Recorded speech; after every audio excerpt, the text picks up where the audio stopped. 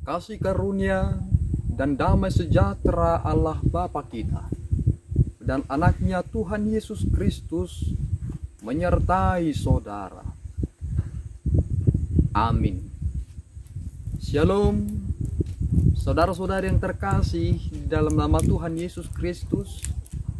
Senang bisa menyapa saudara di tempat saudara berada hari ini, dalam dimensi yang berbeda tetapi dalam dunia yang sama. Sebagai insan yang diciptakan untuk Tuhan, sebelum kita melakukan rangkaian aktivitas kita pada hari ini, marilah kita terlebih dahulu mendengarkan firman Tuhan. Selamat pagi. Ayat harian, ayat bacaan kita pada pagi hari ini, Sabtu 31 Juli 2021, tertulis di dalam Yesaya 44 ayat 21, berbunyi sebagai berikut. Ingatlah semuanya ini, hai Yakub, sebab engkaulah hambaku, hai Israel. Aku telah membentuk engkau, engkau adalah hambaku, hai Israel. Engkau tidak kulupakan. Terima kasih. Saudara-saudari yang terkasih di dalam nama Tuhan Yesus Kristus, Yakub sudah lama zamannya ketika Yesaya mengumandangkan nas hari ini. Ini menjadi refleksi penuh bagaimana orang-orang yang ingat akan sejarah adalah orang-orang yang tidak akan bertindak semena-mena di masa depan. Penting sekali masa lalu. Tuhan mengizinkan kita memiliki masa lalu, sehingga melalui masa lalu yang benar itu, kita punya referensi yang benar.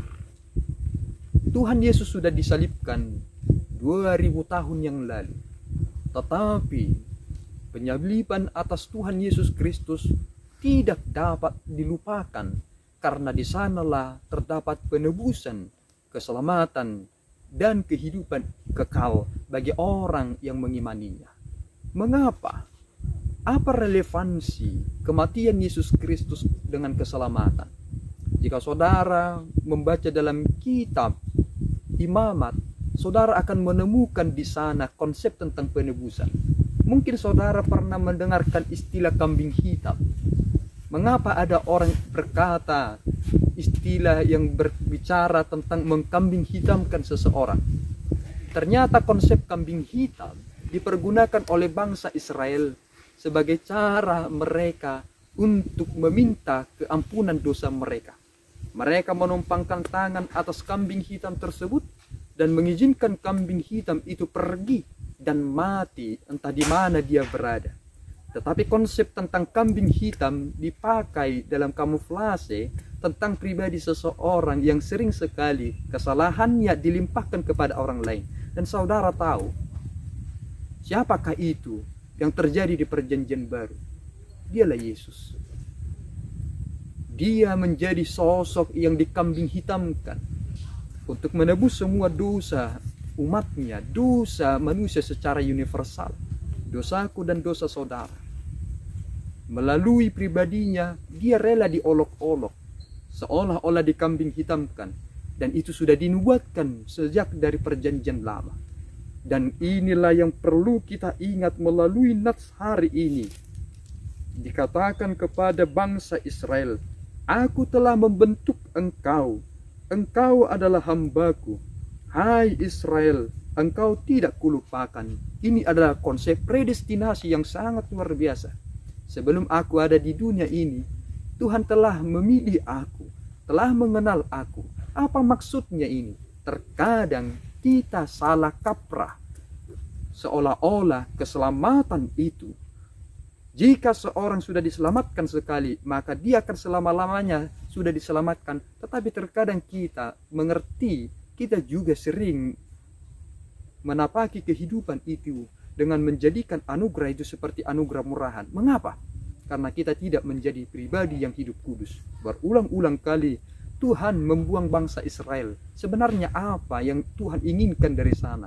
Itu adalah konsep pemurnian. Mengapa? Tuntutan Allah adalah kamu harus kudus. Itu tuntutan Allah. Maka jangan najiskan hidup saudara dengan perkara yang ada di dunia ini. Seolah-olah hidup itu hanya ditentukan dengan pakaian yang sangat elegan, pakaian yang begitu mahal. Bukan. Tetapi dalam Kristus, sebagai pribadi yang telah diselamatkan, tuntutan menjadi orang yang kudus adalah hal yang sangat Tuhan tuntut dari kita, bukan sekedar menjadi pribadi yang baik. Tuhan memampukan saudara mengerti firman-Nya, dan ingat, engkau telah diselamatkan, maka jangan pernah lupakan Allah yang telah mengambilmu dari kuasa maut. Amin. Kita berdoa. Ya Allah Tuhan kami bersyukur atas anugerah-Mu yang telah memelihara hidup kami. Engkau telah memberikan anak-Mu untuk menebus kami, supaya maut tidak merenggut kebahagiaan kami di masa depan. Terima kasih ya Tuhan, Engkau tidak melupakan kami. Kami serahkan hidup kami dalam pemeliharaan-Mu.